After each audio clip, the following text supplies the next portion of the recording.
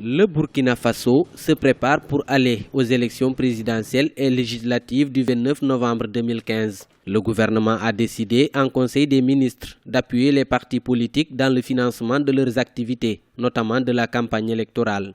Les acteurs du jeu électoral s'en félicitent. Nous savons que nous avons une grande mission dans la bataille électorale qui s'annonce et cette mission, c'est de nous assumer en tant que parti politique de contribuer à l'éducation, à la formation des électeurs et surtout à concourir à l'expression du suffrage. Donc, les moyens que nous serons alloués seront surtout utilisés dans les différents supports de communication. Parce que nous savons que ce qui est fondamental, c'est la diffusion de notre message, de notre programme.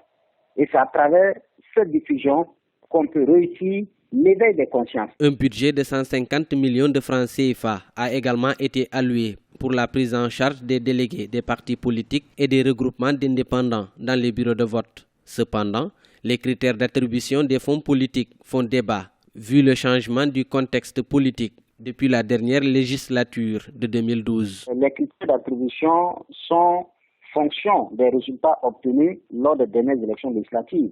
Et comme vous savez, l'ordre ancien électoral issu des élections de 2012 a été anéanti avec l'insurrection populaire d'octobre 2014.